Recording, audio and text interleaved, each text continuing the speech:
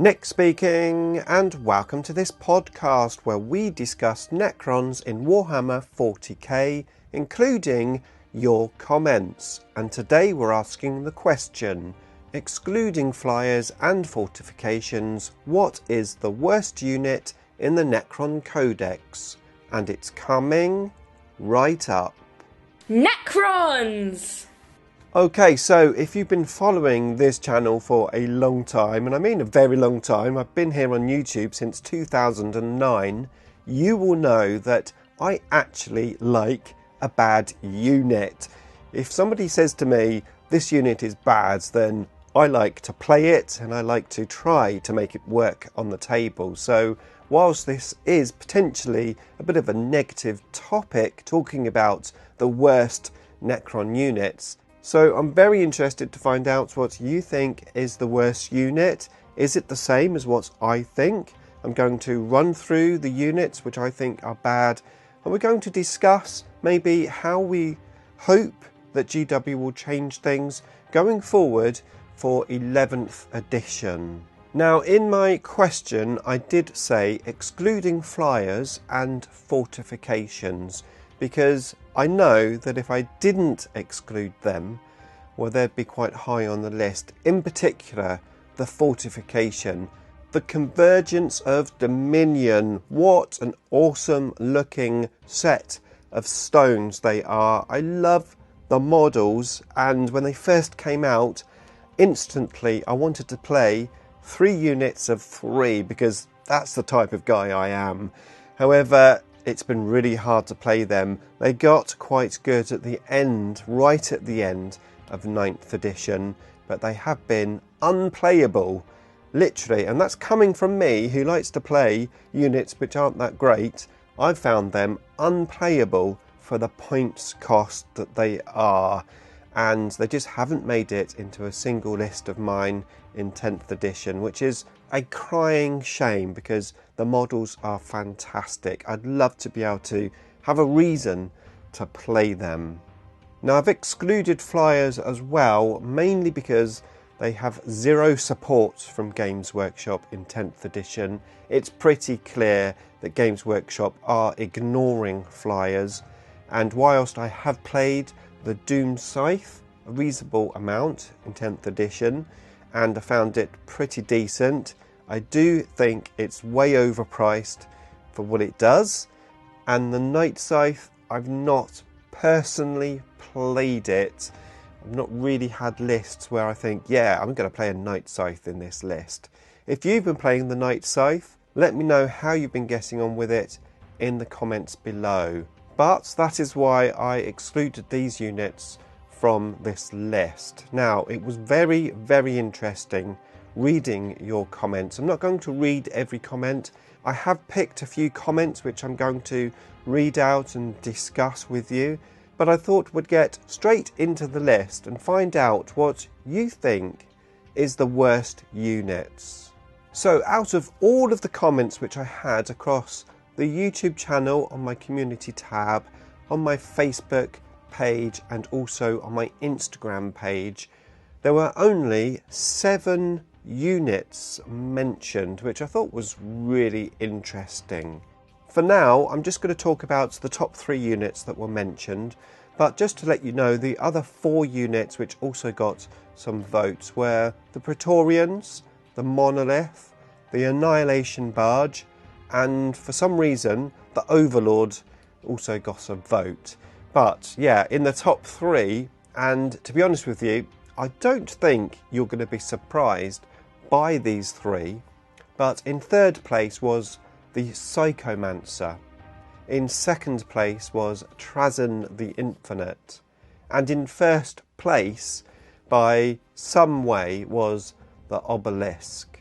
Now, I haven't used the Psychomancer in a big game of Warhammer 40k, but I have used him quite a lot in Combat Patrol, using the White Dwarf Combat Patrol detachment, and I have to say, he's been pretty decent in that detachment. Obviously, your opponent will want to be holding objectives, and the Psychomancer has, well, abilities to stop them doing that. Double important for obviously scoring points, but also for particular detachments where you need to hold objectives like the Canoptic Court to get your benefits. So I think the Psychomancer is probably better than maybe people think, and I must admit I've been looking at maybe using the Psychomancer in some of my future lists. Now there is a very interesting video by Planets 40k here on YouTube, which I'll link in the description below for you, where he actually discusses the Psychomancer and how it's actually been helping Necron players win tournaments. So yeah, check out his video in the description below. But in the top 3 is interesting. I'm not surprised, but I think maybe the Psychomancer is better than you think. Okay, so in second place, and with quite a number of votes, was Trazyn the Infinite. Now, I can understand why you guys have voted for Trazyn. Such a cool backstory for this model. I know a lot of people really like him, and hopefully we will get a brand new miniature when we come to 11th edition, and some really cool rules for him, because he does need some really cool new rules. Now personally, I haven't played Trazyn the Infinite at all. Actually, to be fair, I've hardly played him. Very long time ago, I was playing him when he could go into a command barge, and he had some pretty cool rules. But I think that was Trazyn. It must have been. It was a long time ago. Anyway, forget the past. We're talking about the present. And presently, apart from giving your unit objective secure, he doesn't really do a great deal, does he? I've never got my head around his surrogate hosts rules, why you would take away a character to be able to replace Trazyn. I mean, that sort of extreme circumstances, I think that maybe you would do that. I just, in my head, it's something I look at the rule and think, yeah, why would I even do that? I just don't think I would.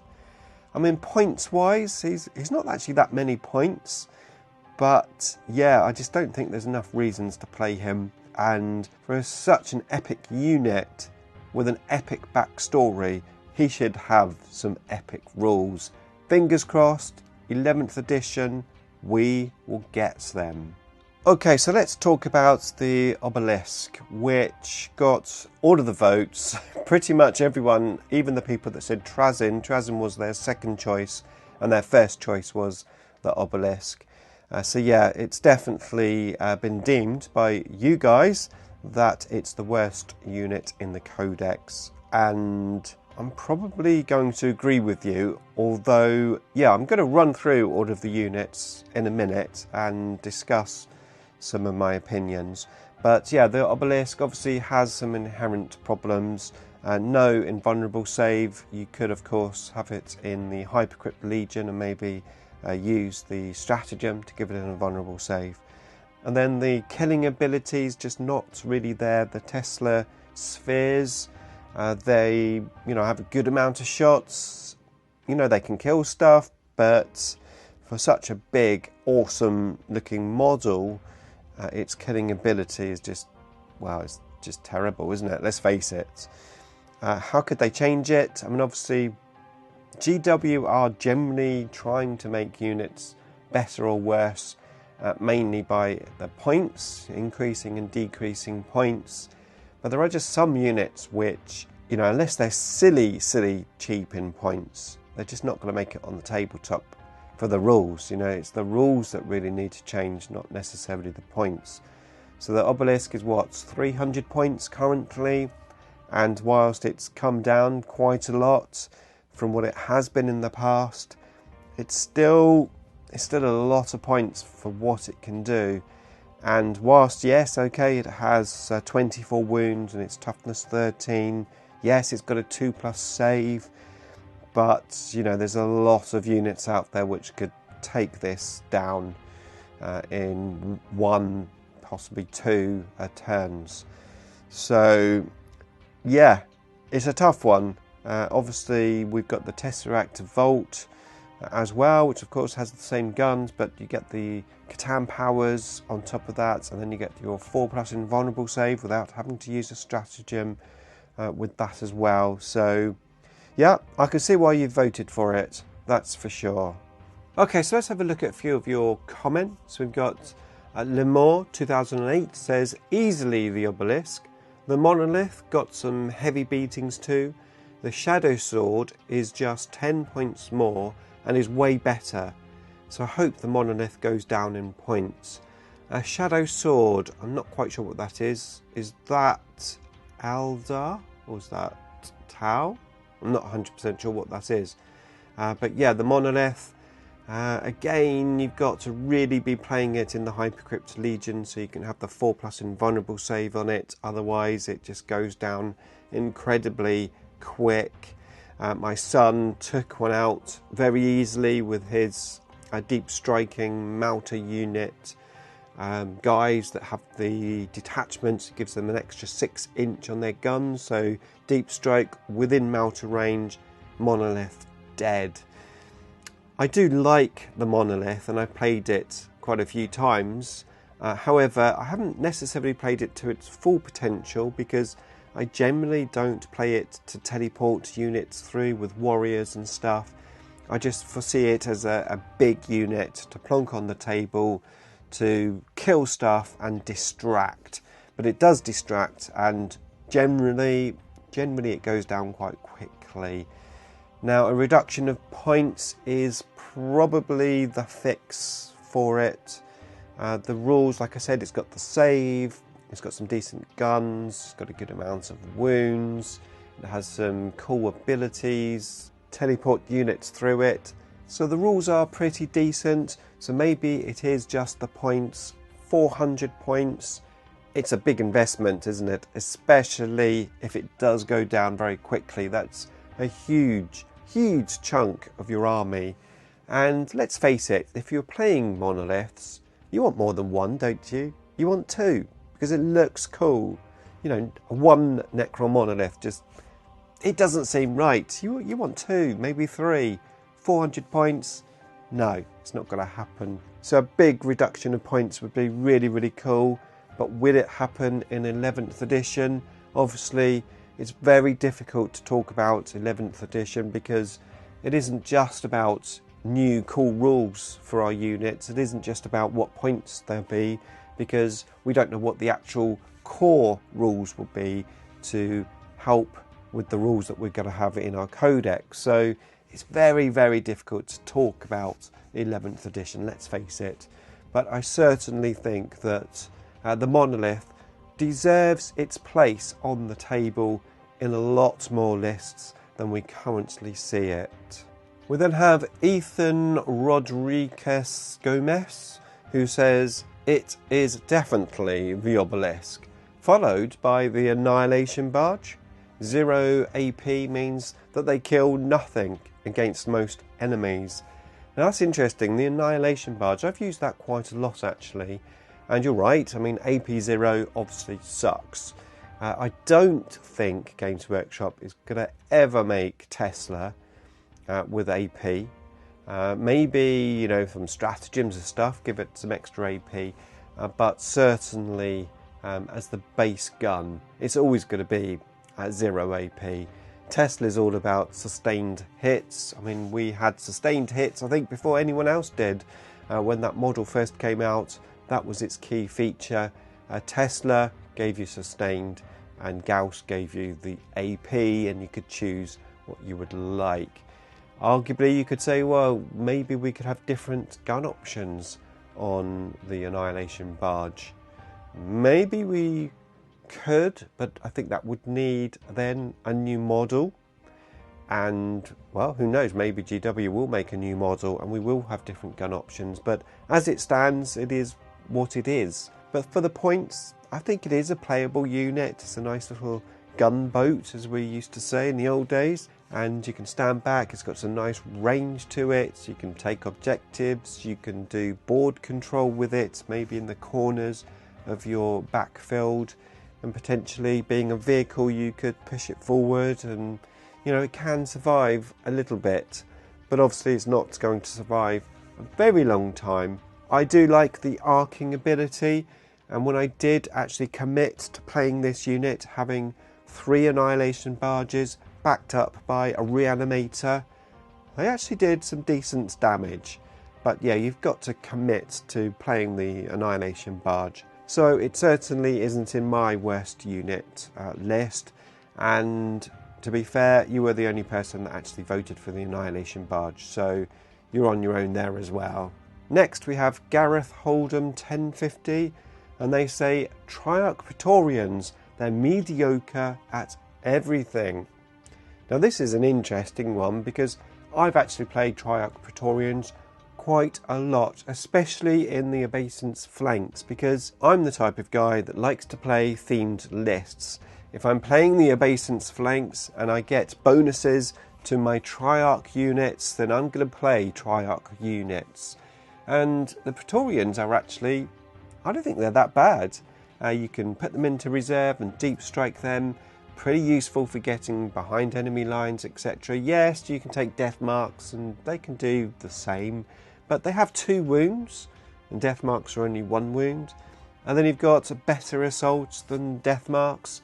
They're a little bit more expensive than death marks, yes, but they've come down to 90 points. It's not a bad place for them to be. And of course you do have the ability to re-roll the charge roll, really useful, and they can even fall back and re-assault. Again, really useful. I'm actually liking the Praetorians, to be fair. I know a lot of people don't like them.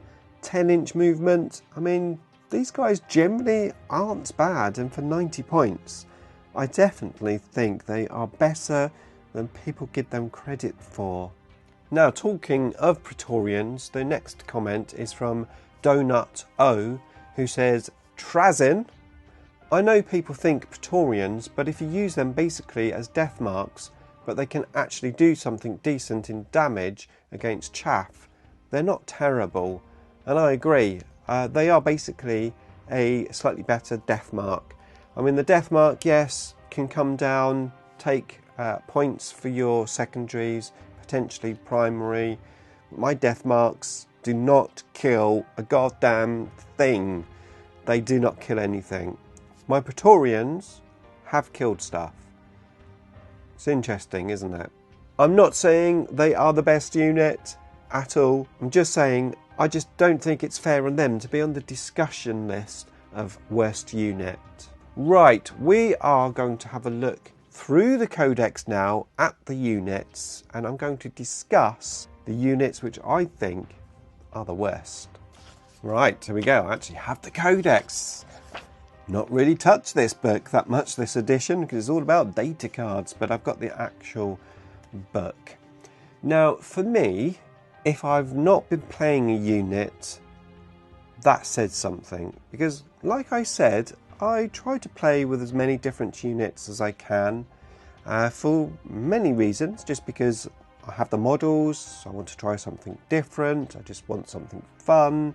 I've been playing against my son recently, who's just coming back into 40k after a good few years away, and I've been playing lots of units for him to see the units in action.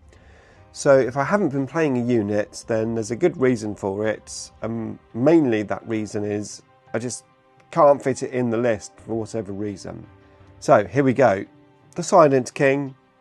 Yeah, I haven't got a problem with him. Imitek the Stormlord. Played him quite a few times, no problems there. Illuminor Xerus, pretty decent in the right lists. Trazin, of course, I've already discussed him. I haven't played him for a very long time. He definitely is one of the worst units in the Codex. We then have Oricon, played him quite a few times. The Overlord, I have no trouble with the Overlord, either with the Shroud or just a standard Overlord. The Command Barge, I think he fits nicely into certain detachments as a good HQ, so no problem with him. The Skorpek Lord, a great unit just by himself or with Skorpek Destroyers. Both work well. Locust Lord, again, I don't have an issue with him. He can work by himself or he can work with Locust Destroyers as a leader. The Royal Warden, no trouble at all with him. Technomancer, the Chronomancer, and of course the Plasmancer, all very, very playable. And like I said, the Psychomancer, not as bad as you think. We then had the C'tans. I mean, all 4 C'tans I think are pretty decent. Obviously, the Deceiver is probably the least usable, maybe, out of those 4. The Nightbringer, the Transcendent C'tan, and the Void Dragon, all very, very good. And I think the Deceiver certainly is playable. It's just the others maybe are a bit more playable, but certainly the Deceiver is not the worst unit in the Codex, that's for sure. Then we have Necron Warriors. I have played Warriors. It's not necessarily my favourite way to play, but I have played them quite a few times. And Immortals, you can't go wrong with Immortals, whether it's just 5 on a home objective or bigger units with characters to go out and do damage. A pretty nice unit. The Hexmark Destroyer, 100% is not one of the worst units in this Codex. It had a dodgy start with its rules, but it's pretty decent recently. Lich Guard, Sword and Board Lich Guards, you know, a unit with that 4+ invulnerable save and 2 wounds. Really nice, especially if you couple them with some characters. You've got the Triarch Praetorians, which I've discussed. Actually don't think they're that bad. Then you have, of course, Deathmarks. Again, they're great for deep striking secondaries. Flayed Ones, no issue at all with Flayed Ones. I like using Flayed Ones. Cryptothralls. Now, here's one. No one's mentioned Cryptothralls, but personally, I cannot get them in my list. For the points that they are, 60 points, I just never feel they're worth putting in my list. Now, it is fair to say that I don't play a really heavy themed warrior lists, and I think if you did, then maybe you'll be more inclined to use these, but personally I don't use them. Why is there somebody always at the door when I'm recording? I don't think they're the worst unit in terms of the rules. I just think for the points that they're at, I personally find it really hard to put them in. So they would make it into my list of one of the worst units in the Codex, not because of their rules, but because of their points. But that's just me. Tomb Blades, I don't really have an issue with Tomb Blades. Scorpec Destroyers, again, no issues at all. Ophidian Destroyers, they do the job. I mean, they could be better, but when I use them, they're fine. They're fine.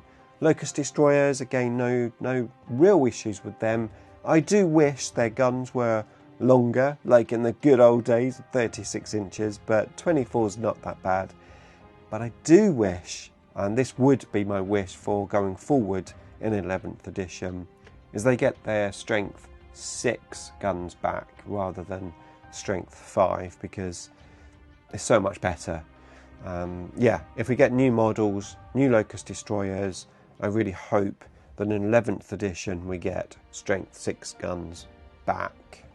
Locust Heavy Destroyers, I'm not going to say anything about them. I'm not going to jinx that going forward. The Reanimator, playable, does the what it needs to do. Scarab Swarms, again, I've got no issues with them. Canoptic Spiders in the Canoptic Court, they go really well in there. And of course, Wraiths, one of my favourite units, always has been since 3rd edition. I love the Wraiths. Triarch Stalker, I've played the Triarch Stalker quite a few times, and I found that it's pretty decent, but it goes down pretty quick. And yeah, that's an issue sometimes with these light vehicles, even though it's toughness at 8. There's plenty of guns out there that can strip 12 wounds off, even with a 4+ vulnerable save. But maybe for the points, it's not that bad. The Canoptic Doomstalker, if you're playing Canoptic Court, it's sort of a given that you're going to have Doomstalkers. And the Annihilation Barge, again, I've already discussed that. Doomsday Arcs, no trouble at all with them. Ghost Arcs, that's an interesting one. I haven't played Ghost Arcs in 10th edition. I don't think that's because it's a bad unit. I think that's more because of the lists that I play. I just haven't had the need for Ghost Ark, so it's not on my list even though I haven't actually played it. The Doom Scythe, I've talked about that already. The Night Scythe, I've already talked about that of course as well. And then the Obelisk, which for sure is definitely one of the worst units in the Codex. We have the Tesseract Vault, not played it in 10th edition. I'm going to play it at some point. I want my son to see it in action. It's certainly not one of the worst units in the decks though. Of course, the Convergence of Dominion isn't in this list, but certainly would be my top worst unit if it was. And then the Monolith. The Monolith, just too many points basically. It's not in my list of top worst units because the rules are actually pretty decent. It's just a bit overpriced. And that is the Codex. So what's my worst 3 units? I'm going to go against the grain probably a little bit here, but I'm going to say in 3rd place is the Cryptothralls, in 2nd place is Trazyn, and in 1st place, yes, of course, it's the Obelisk. Thank you everyone who commented and voted for this question on my community tab. If you'd like to get in on the action for future podcasts like this, then go and check out my community tab. Let's get talking about Necrons as we move into the transition from 10th edition to 11th edition.